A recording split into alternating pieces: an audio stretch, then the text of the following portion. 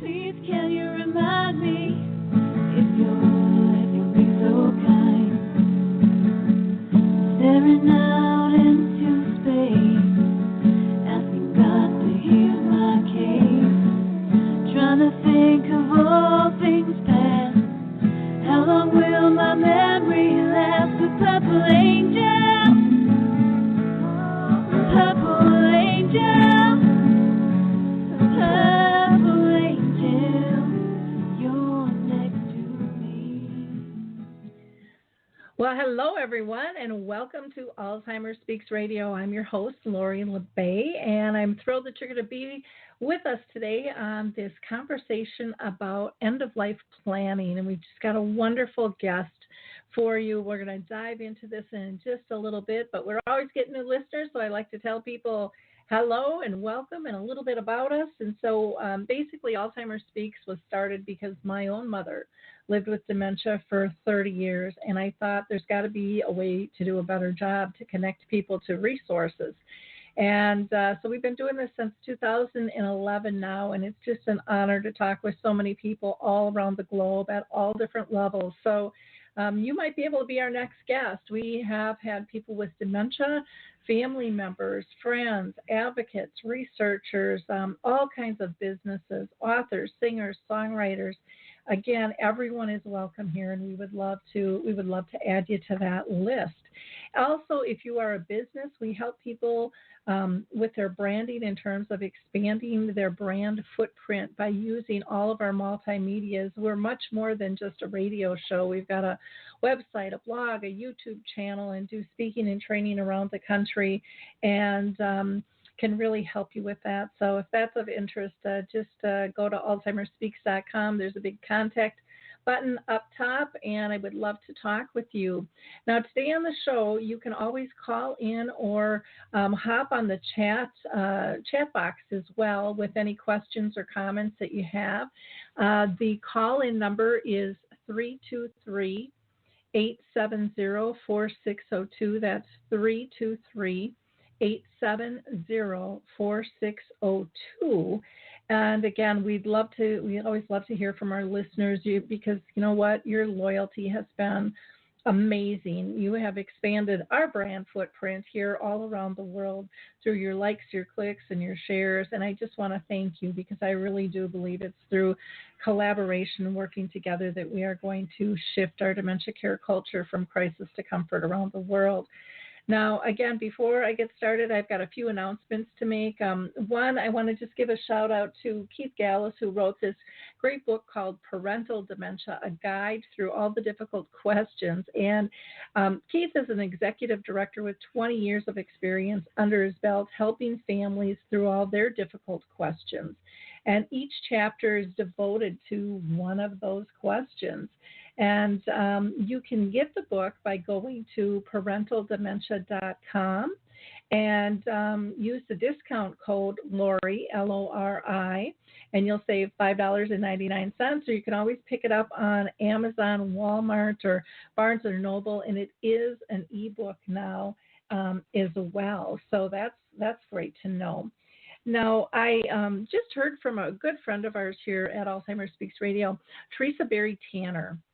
And she has been working on this documentary film called Determined, which has been accepted into the Wisconsin Film Festival in Madison, Wisconsin. And she has, like I said, been on this journey to help raise awareness about dementia and her own experience as a caregiver and as an Alzheimer's research participant. And so this film is about stories of Alzheimer's disease.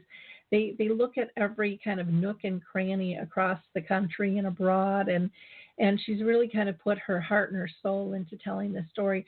They're looking for some more donations, so if you want to put your money in a really powerful place, go to their website, and you can just go to documentaries.org/will I be next. And that's, you can go to documentaries.org/will-I-be-next. and donate to a wonderful, wonderful cause. Now, people are always asking me about where am I going to be next and how can they hear some of my talks? Well, tomorrow, February 19th, the Educate program, or Educate program, I should say, is doing their virtual road trip, and we've got a webinar that you can sign up for. You can just go to alzheimerspeaks.com on our front page and find information out on these, but we're going to be talking about Dementia Care is Changing Are You? And then on Thursday, the 20th, our friends at Ling Bloomston are building a new continuum of care in Lino Lakes, and they are going to be having a kind of informational ceremony on that, so you can find out information.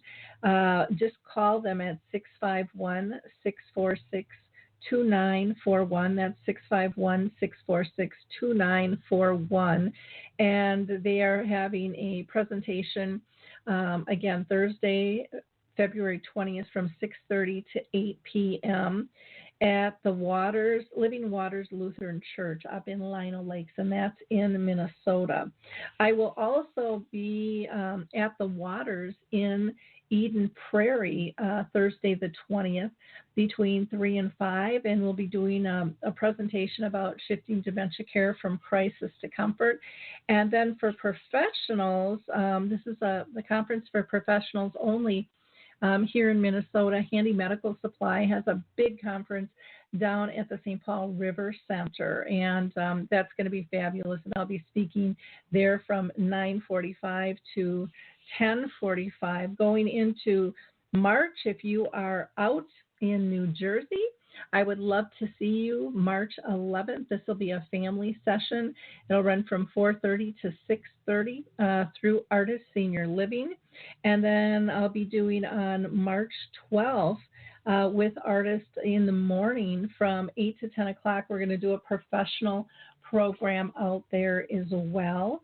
And then I'll be coming back to Minnesota for March 16th, and I will be at the Waters in White Bear Lake from 5 to 6, and that will be more of a family session. And then I'm heading back out to Pennsylvania the end of the month, and on Tuesday the 31st of March, we'll be doing a family program with Artist Senior Living again, and that'll be in the Longhorn area of Pennsylvania. And then on April 1st, we'll be doing a professional program with them from 9 to 11. And then I'm just going to give one more shout out here. Winona in Minnesota here is having a whole dementia-friendly community week, and I will be participating in that on April 2nd, and we are going to be showing the film A Timeless Love. So I'm excited for that. That's going to be a lot of fun. So let me introduce our guest here today. You know, our topic is really about how can a death doula help families, and what the heck is a death doula? So we are going to find out exactly what the heck is going on with all of that, because, it's something that is a little foreign to, I think, a lot of people, but is something that could be oh so helpful and comforting, not only to the person who is dying, but to their family and friends. So I've asked Nicole Matarazzo to join us today, and she is just such a poised and compassionate spirit. And she's a death doula who supports individuals and their loved ones as they face that time where it can be just overwhelming and so uncertain. You don't know what to do or how to react when you hear that someone's terminal. So Nicole has told me that she considers it an honor to be called into this sacred space of dying, and I so get that because I've had the honor of being there with many people who have passed, and it truly is. And I know some of you out there listening are probably thinking, you got to be kidding me. But listen in and hear this side of the story, because I think it's really important. She is deeply knowledgeable and devotes her real tender heart to the vulnerability that illness and death can bring to individuals and families. So welcome, Nicole. How are you doing today? Thank you. I'm well. Thank you for having me. Well, I'm excited to have this conversation. I know it can be a really difficult one for people to have, and typically I think it's once they're in crisis. People don't tend to like to talk about this or plan, and I just think it just makes things so much easier when you do have this Yes. discussion. And so it'll be fun to get into. But before I ask our line of questions, I always like to ask if you have been personally touched by family or friends through dementia. Yes, I have. My mother-in-law has dementia, and she has currently been living with us. She has late-stage middle dementia. So the care involved is 24/7 care. And, she is such a great teacher in patience and learning how to approach a task or a desire with a different perception. And one of a slower perception and a more mindful perception.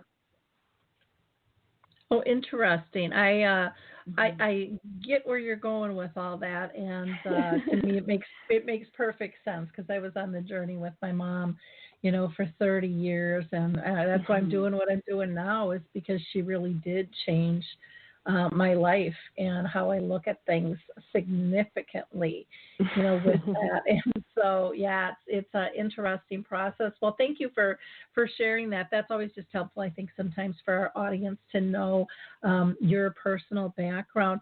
Why don't you tell us a little bit about the overview of what the heck is a death doula, and how did you get into it? Yeah, let's define that first. A death doula is a person who offers non-medical, holistic, supportive care to a dying person and their loved ones. And that can be family, caregivers, friends, you name it, whoever's in the house, sharing that experience with the individual. And that comes by way of presence, guidance, education, coaching, companionship.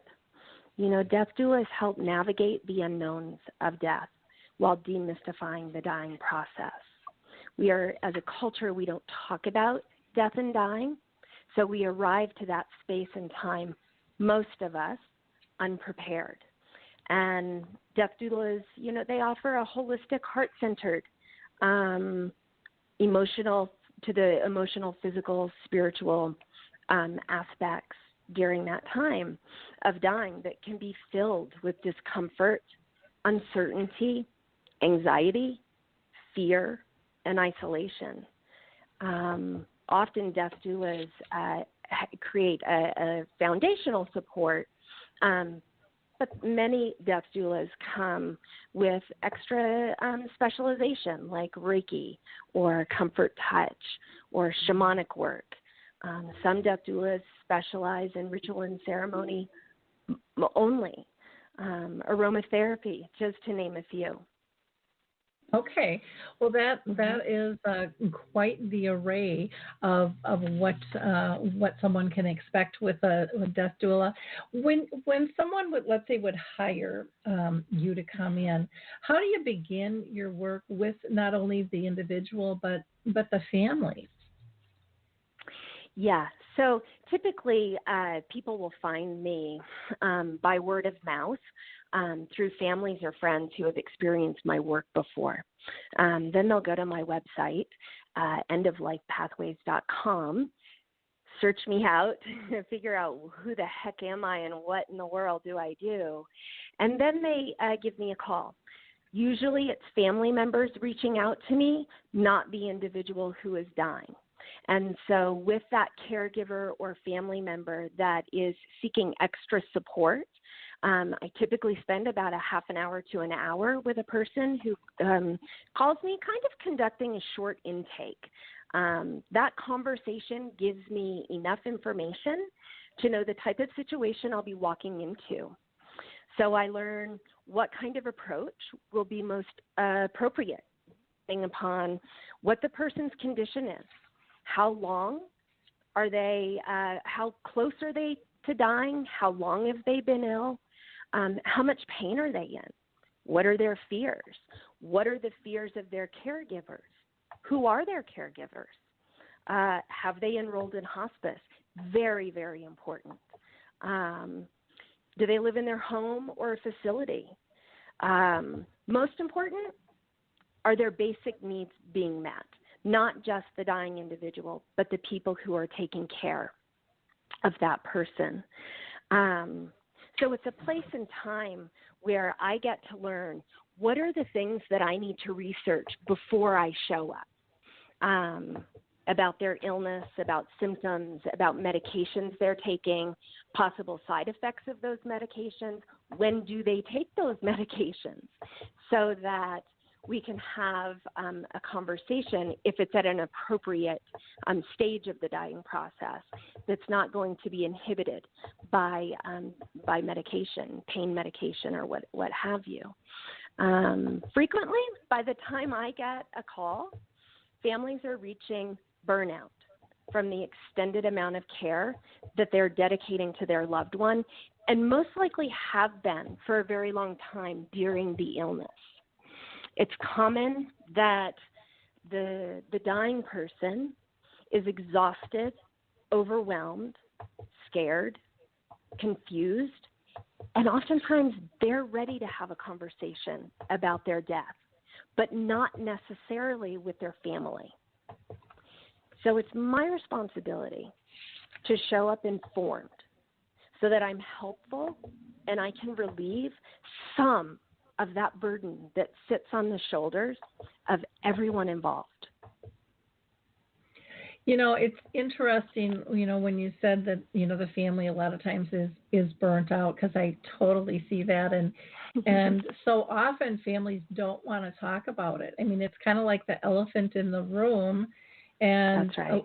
And a lot of times, and sometimes it's the person who's dying who's not ready to talk, and the family is. And to get everybody on the same page, it really kind of takes some massaging, you know, to get people comfortable with that. And and I've had several friends and going through, you know, cancer lately, and it's like when the person who was dying wanted to talk about it, the family wasn't, and then when the family was, then they weren't, and they just kind of went back and forth, and you could see the stress levels on both sides going up, and then finally when they're able to come to this peacefulness of, you know what, we can't control this, so let's just do the best we can through this. It's just it ends up being an amazing journey. And I would imagine that you find, I know that I found this, and I'm in no way a death doula. I've just been honored to be at passings.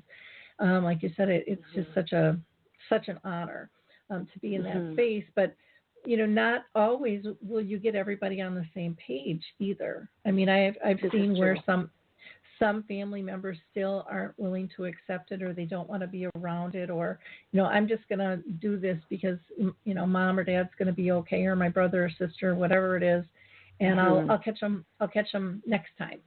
And then there isn't the next time. And then, you know, there's this added grief and things that comes to it. So, and I loved when you talked about all of the detail of getting the knowledge of what is the person really going through, and you know, the medications, because those do affect, you know, is someone going to be coherent and awake when you're there? You know, all of those little things. That I had a friend recently in the hospital, and I thought, I wish the hospital would have paid as much attention as you are to them and through the discharge process, because it's just been one nightmare after another, and it's looking at that whole umbrella, I think, is just so important to people. I've got somebody on the line here, and I'm not sure if they want to ask a question, but I'd like to pull them in. So I've got somebody with a 4798 number, 4798. Did you want to ask a question or make a comment? You're live on the air, 4798. Nope, some people just listen this way, so that's okay too. Okay, well, that's fine.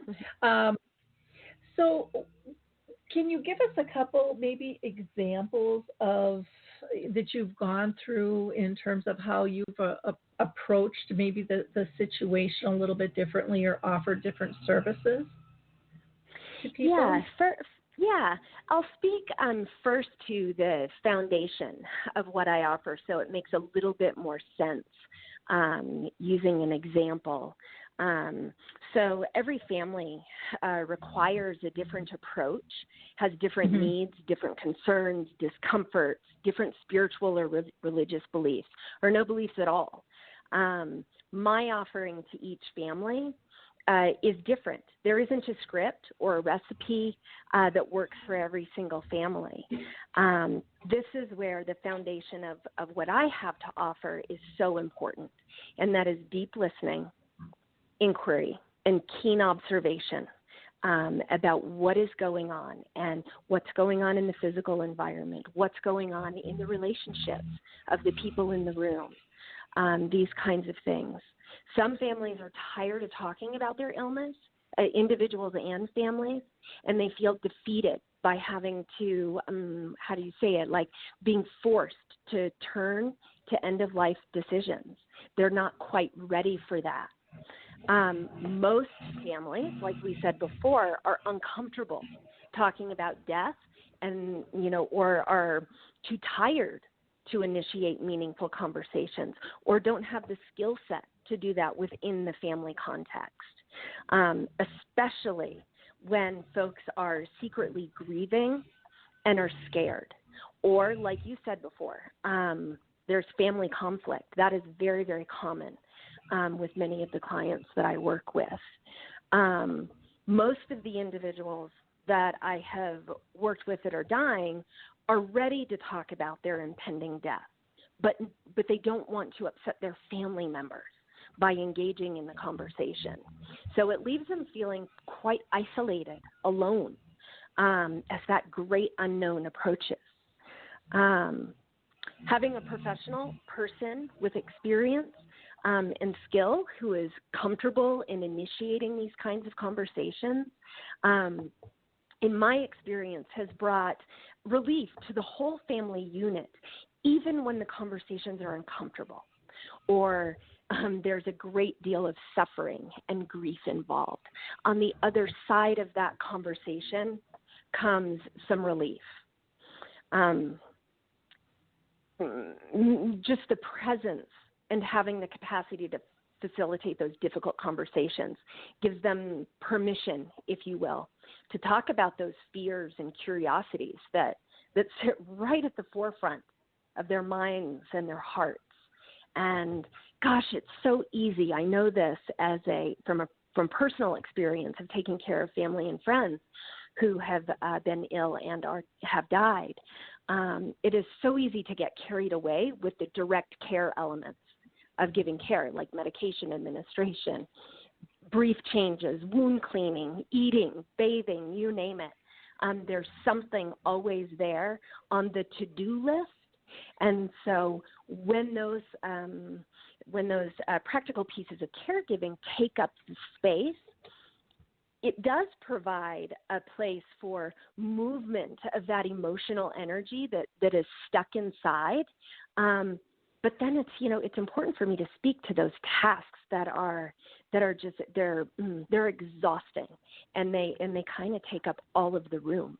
So having someone to come in and have those meaningful conversations and initiate them has been a relief for families. There are also a plethora of other services, that I offer. So maybe I'll talk about that first, and then speak to some of the experiences that I've had with clients. Sure, that'd be great. Okay. I find that creating an end-of-life care plan similar to creating a birth plan is imperative, and we do that by way of intentional conversation. And what I focus on and what I learned in training several years ago is focusing on the 5 different domains of a person's life, that being the emotional, spiritual, mental, practical, and physical. And so every plan is different. It depends on how ill the person is, how close to dying the person is, how cognitive are they. Those are really the primary pieces that we have to be aware of. So end-of-life care planning isn't necessarily appropriate for someone who is nearing active dying. Most of those people are spending lots of time what looks like sleeping and aren't up for conversation. And folks like with dementia, depending upon what stage of dementia they're in, we can care for them as end-of-life doulas and do work. However, the end-of-life care planning looks different for those individuals. Through the end-of-life care planning, we determine what are their wishes, their desires, fears, joys. We need to talk about those kinds of things and kind of do some internal excavating in order to find, where are people deep inside as they approach this very sacred time. And then we pick, we determine reasonable action steps that are attainable with the intention of meeting the end-of-life desires of the dying person. Sometimes my clients stumble upon desires or discover new things about themselves simply by having this conversation. And that's an exciting thing to bear witness to. Sometimes it's sad, and it gives us the opportunity to turn to those sad pieces instead of turning away from them. Sometimes just having the conversation with the dying person and creating their own personal plan sends the message to them that their experience has value and that they matter. And just by way of this meaningful conversation, it brings the relief and comfort at a time that feels so uneasy. So with compassion and skilled support, we can meet not just their needs, but their wants as well, including the caregiving team that's involved, family, friends, those kinds of things. Most often, people really want to help families who are in this situation, but they're scared. They're afraid they're going to say the wrong thing. They don't know exactly what to do. They're afraid to just show up and sit with someone and hold their hand. And so this is why this planning piece can be super valuable, again, depending upon where a person is in their dying process. Life review, legacy work, these are great ways to bring value to a person's life and assure them that they'll be remembered. It's a wonderful time to create messages that they'd like to leave behind to children, grandchildren, grandmothers, so on and so forth. Another modality that I bring to the table that is especially important when we're talking about bringing comfort and decreasing anxiety is comfort touch. And so it's a gentle acupressure. It's not massage. Mary Kathleen Rose developed it with the intention of bringing calm, comfort, relaxation to people that are ill and people that are dying. This works really well when people are not cognitive, when there's agitation, when people don't want to talk about anything else. They just want to relax and be calm. Another way of bringing that kind of comfort or peace to the table is, poetry readings, guided imagery, music, meditation. Great way to bring a sense of calm. Sometimes simply companioning the person in silence by sitting bedside and holding their hand is enough. We tend to like to fill the space with words when we get nervous and or uncertain about, is my presence okay, or those kinds of things. So we begin to talk a lot. So I always remind family members sometimes being really quiet is just enough. Providing advocacy going to doctor's appointments, and being kind of an extra set of ears. Oftentimes families who accompany their dying person to doctor's office visits, they're often overwhelmed, scared, grieving.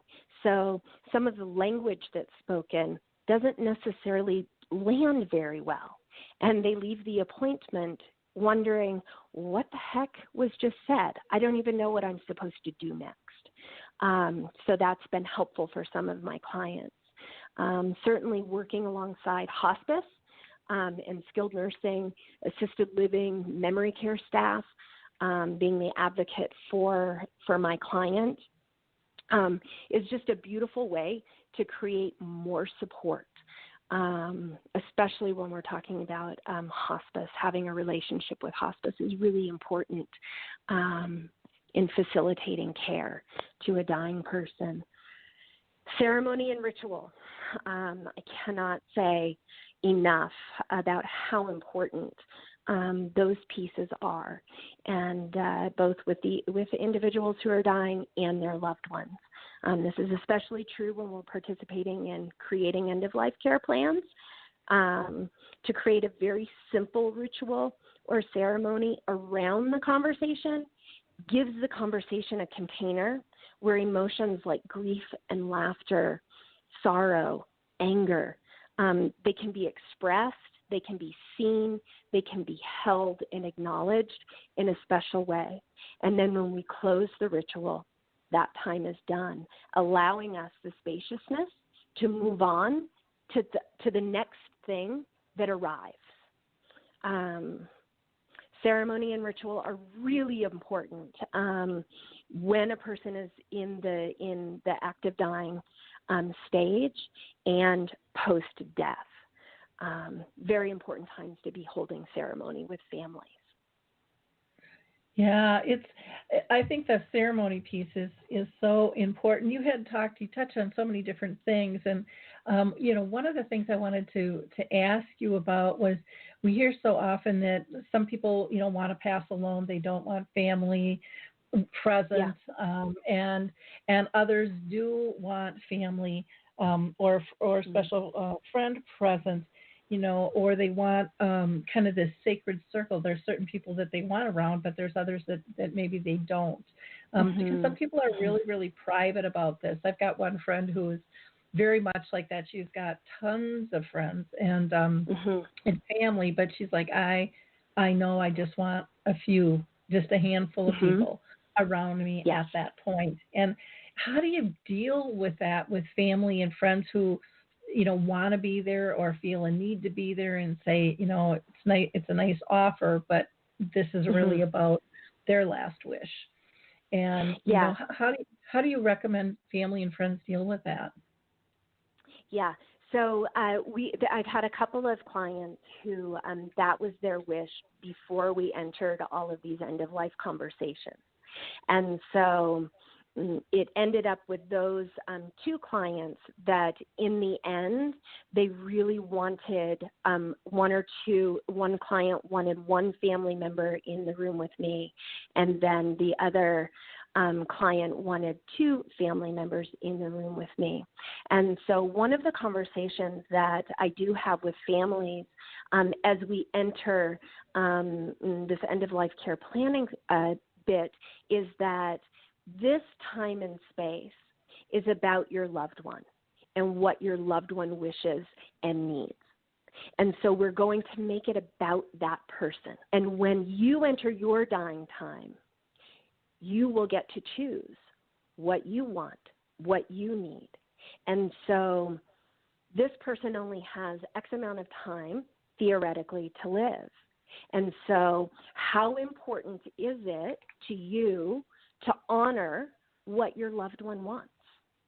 And so by way of that conversation, it softens the needing to be needed and wanting to play a role in that, that dying time.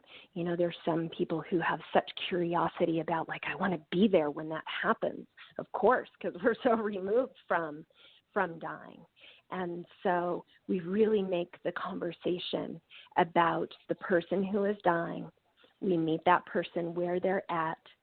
Sometimes we don't get to understand their wishes or desires, and maybe we'll be able to work into a place where there's some understanding, and maybe we won't.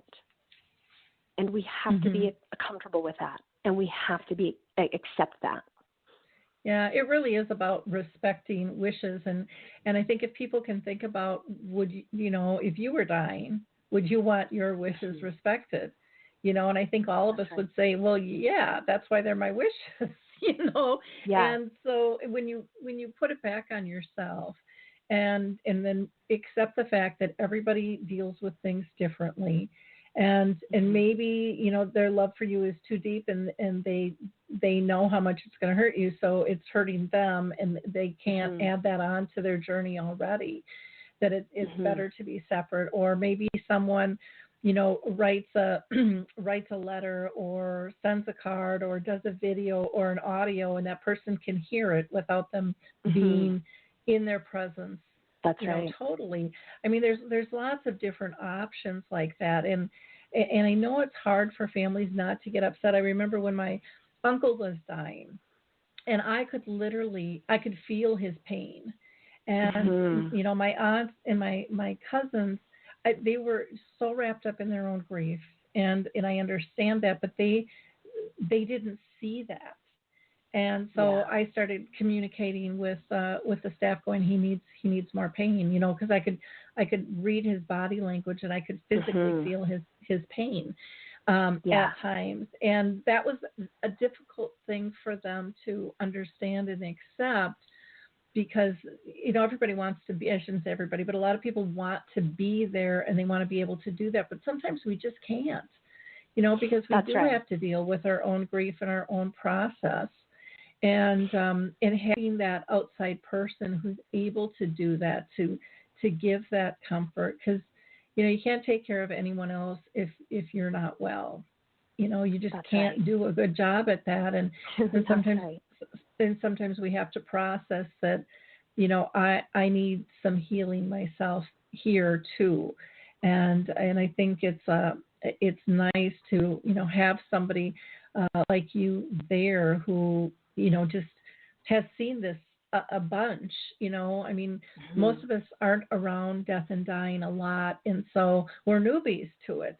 And so we don't know what to expect. And when you've got somebody with experience, embrace that, because they're going to have a lot more options that are going to be comforting to everyone, I think. Now, what about a person with dementia diagnosis? And again, a person with dementia could be early stages and still die, or they could be very end stages, just like any other disease. So how do you deal with that? Because I think sometimes family and friends have different expectations too of the process, because dementia is involved. That's right.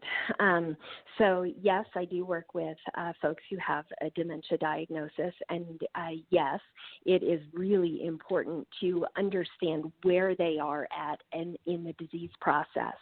And that's where that that keen ability to read the field, if you will, both with the person with dementia and their family members. Lots of inquiry to family members about what their journey has been like up until the point that I come in. And so, the goals and the results, differ for someone with dementia, whatever stage they're in their dementia. A lot of times modeling for families how to be in conversation with a person who has dementia, how to create comfort for the person who has dementia, which requires the family members getting comfortable with a different way of interacting with their loved one. And so oftentimes families, depending upon the stage of dementia, feel like, what's the point? Like, their cognition is so low that connecting is an impossibility. And so it's been really important for me to show them that while, yes, they may not remember your name, they may not remember, their lives, but they still have feelings. And there's a way that we can be with our folks who have dementia and address those feelings and create the space where they feel touched, they feel seen, they feel heard. Now, with folks in a stage of dementia that isn't the latter stages of dementia or even middle dementia, where perhaps there's, memory loss or some memory loss and some things kind of come and go, these kinds of things. With those, it also depends on the type of dementia. And so I had a beautiful experience with a client who had Lewy body dementia, and he was really hanging on to life for a year and a half. And I would sit with him once a week for an hour to 2 hours. It would depend on how long it took us to get through the conversation that he wanted to have, that was on the forefront of his heart and his mind. Mm-hmm. And it's a very patient conversation.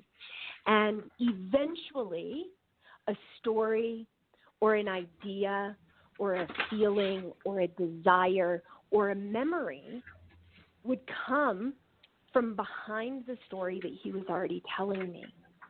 And what I was able to do was document those stories that he was telling me, mostly about his childhood.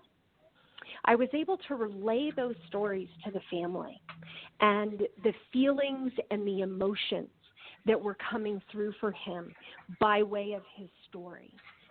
And it was a beautiful, beautiful experience to be with that family it was a little over a year.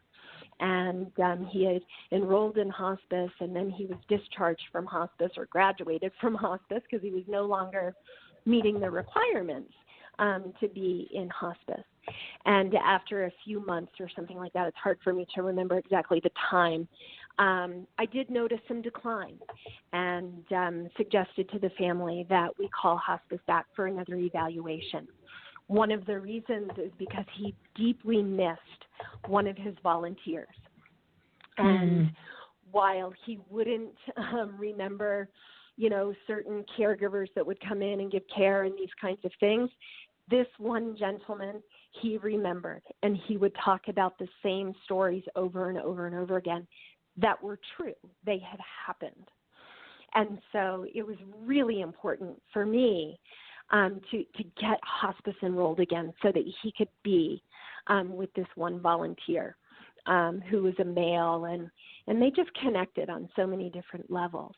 And then, had the great good fortune to have my cell phone on in the middle of the night one night. And his family lived up in the mountains, and they couldn't get a hold of his daughter, who was the primary caregiver. And so they called me, and they said, we've had some decline. We would like someone to come. And so I was able to come in the middle of the night and sit with him and have ceremony, just he and I, and lots of prayer to the family members that had been showing up who were deceased, that he would talk about and say that he saw. And when his daughter arrived, I was able to leave. She was able to spend time with him based on the instruction that I had given for that time. One of the really important pieces of my practice is that when that active dying time comes, I don't necessarily have to be there all the time. And so one of the beauties is to teach the family members who are the caregivers how to care for their loved one during that time, what to do, what to say nothing at all, these kinds of things. So it's not scary for them. Mm-hmm. What does the dying process look like? What can you expect to see come up? I'm always available by phone if things get confusing or too emotional or, these kinds of things, and they feel like they need me to come in and anchor that space. And so she was able to be with him as he took his last breath. And then I showed up moments later, and we set the stage for his post-death ceremony, which was very tender. His granddaughter was able to attend, and yeah. Oh, neat. When you were talking about, the act of dying and helping people through the process, when my own mother was dying, she actually started coming to me in dreams before she passed. And one of them was, "You're not going to be here." And I'm like, "But I'm always here," and I, of course, took it personally and was offended. Yes. And I'm like, "But I'm always here." And she just said, "No, I need you to be gone. For two reasons." Yeah. She said, "One, I need you to be gone so that I know that you will carry on this work." Beautiful. And the other was, "I need you to be gone because the rest of the family needs to participate in death, and they need to not be scared of it." And my mom was always so adamant when we were little. She would bring us to the funerals and wakes, and her friends would be, "Dorothy, you really, they're too little." And she's like, "They need to understand people come into this world and people leave." And when she was actively dying, I actually had 2 keynotes and I left. My family thought I was having a nervous breakdown, except for my daughter who understood. But I was respecting her wishes. But one of the things that was so powerful that I was taught, she never stopped teaching me lessons, was I thought I would communicate with everybody by phone. And my daughter said, "Why don't we Facebook?" And so here I am getting off the plane in Arizona, down in baggage claim, and my daughter's like, I think this might be it. Do you want to say goodbye to her again?"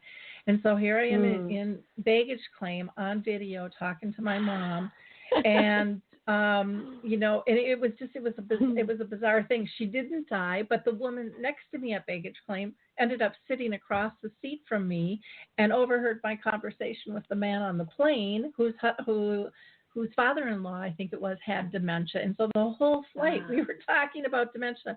And so, she had everything all just set out. And so during my time when I was gone, I was communicating with everybody via video. And it was like I didn't miss a beat. I was there when we did the last rites. I saw her take her last breath.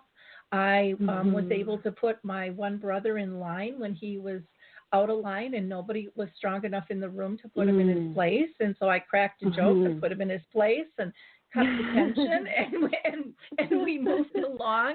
And so don't underestimate the power of video or phone calls if you're long distance. That's right. It's amazing. And we can think that, they don't know, they're sleeping, they're not here, but and I'll just give one example of this myself. When I was going to go do my keynote, and I had checked in, about 10 minutes before I had to hop on stage, and I remember telling my mom at the end of the conversation, I said, "Okay, now we had a deal. I'm not there, but we're in this together, and I expect you with me." And I said, "I'm going to be on stage in 10 minutes." I went to go on stage, and I actually tripped going up. I didn't fall, but when I looked up, I had the chills, and the room was just white orbs. That's all I could see. I couldn't see the audience. It was just lights. And in that moment, I didn't know if she passed or if she was there with me. And afterwards, I called my daughter via Facebook, and I said, "How's she doing?" And she said, "Mom, it was the weirdest thing." I said, "What?" She says, "Right after you told Grandma to come, her body got so hot and so red, and we couldn't cool her down till about 10 minutes ago." And I said, "That's about when I got off the stage." Oh, my goodness. So I know. And so they know. They are so present. And even if they can't communicate with us in certain ways, That's right. It was just her whole dying process was such a gift to me on so many new levels. that taught me that we are so much more than what we think we are in terms of relationship and being. And the way to be able to honor people is just so critical. Now, some people might ask, Nicole, what's the difference between you and palliative care and hospice? Because I think a lot of people think palliative care and hospice are going to always be there. And I can say, boy, it sure was different from when my dad died in 2001 to when my mom died in 2014 in terms of what services were available and how much they were present. So if you can explain that, I think that'd be great. Yeah. So death doulas they're not employees of hospice. We are separate entities. But for my work and the work I do, it is crucial for me to work alongside hospice in giving care to their patients, my client. Sometimes I'm called in before hospice. People aren't ready to turn to the idea because it means one thing to families, and that means that we're being asked to turn to our death. And so there's some resistance, there's some procrastination. Families wait too long before they call in hospice. And so with those families who have called me in without calling in hospice as well, we have a real heart-to-heart about how my work is dependent upon the hospice workers. And together, we can work alongside each other and provide the best experience for families.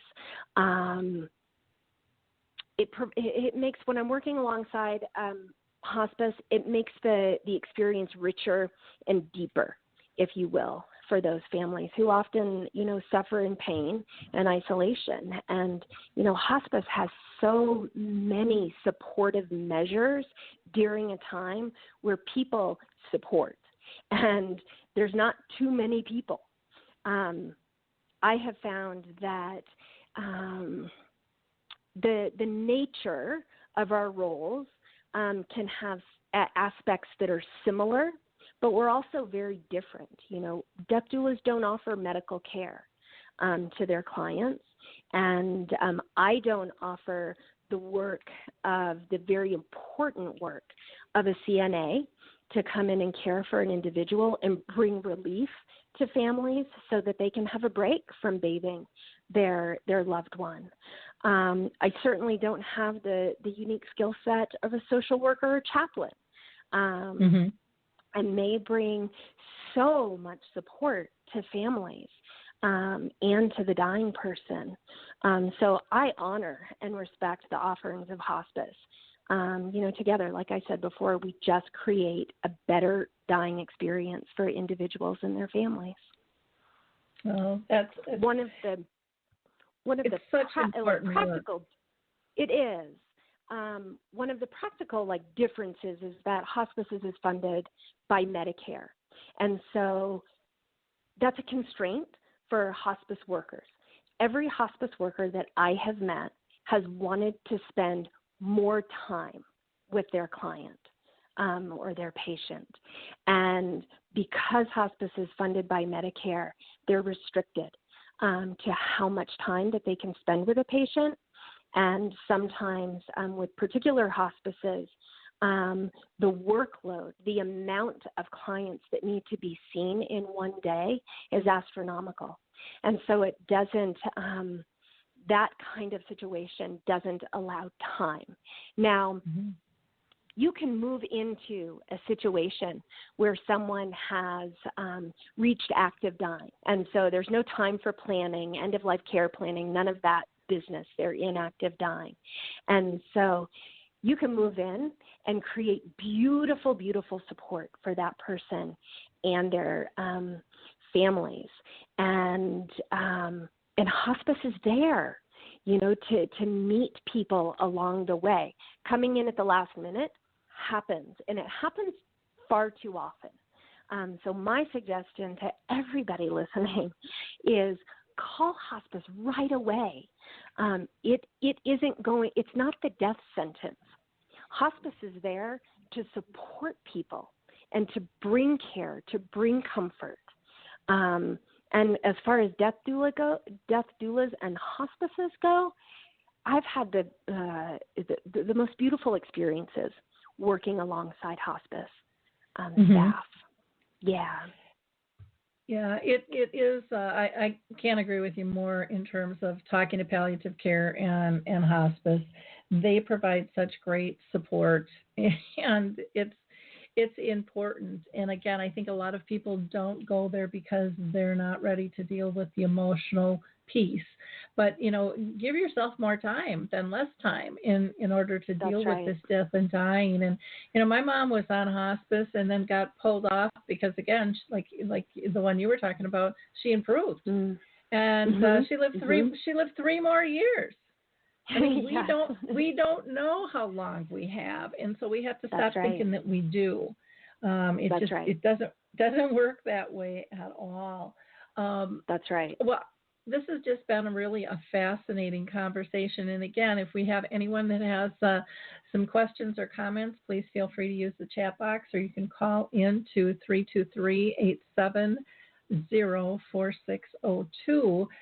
We only have about 4 minutes left. This hour has just flown by. I just think this is such an important conversation for people to have. I think it's important to talk about end of life and what do we want, and even when it comes to funerals and wakes or celebrations of life, what do you want? Let people know that in advance. Have that preparation, and it takes the stress off everybody at the end, so that you can focus on one another. And beyond advanced directives. Like advanced directives are really, really important. They're a very important piece. And then beyond advanced directives, there's another conversation to be had. So some of my clients are folks who are not ill, they're not close to dying, and they reach out to me to create these end-of-life care plans beyond advanced directives so that they are expressing while they're well, this is what I want.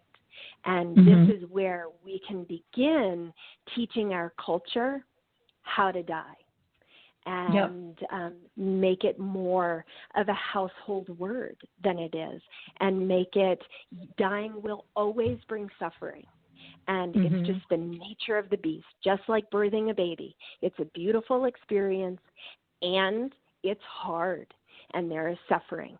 Same way with dying. But when we take a moment to plan, to roll around in what our desires might be, not from a place of living, but from a place of dying. So learning and sitting in, practicing what our own death might look like, so that we can create a plan from that place, not necessarily from a place of living. And so it's so important. I'm doing this with my kids. My 17 and 21-year-old, they are going to know how to die well, if you will. At least have sovereignty in it and choice about, who do I want in the room? What do I want the room to look like? What kind of emotional stuff do I need to talk about? What are the special things I want to say to people? These kinds of things. Yeah. Exactly. What brings you comfort, what doesn't. And I think one of the things to keep in mind, too, that I've learned through this journey is that, you can't have great grief without great love, and that's an honor that you love that deeply. So people can get a hold of you by going to your website, endoflifepathways.com. That's endoflifepathways.com. They can also reach out to you by email at your name, N and then Matarazzo4@gmail.com, and we have that on the radio page or the blog page, so you can find that along with your phone number, 860-965-7548. Thank you so much for taking time with us today, Nicole. I really appreciate the work that you're doing, and I know our audience will have gotten a lot out of this conversation. So again, keep up the great work. Wonderful. Thank you for having me. Thank you. And again, everybody, have a wonderful week and share this episode. This is an important conversation we all need to have. Till next time, bye now.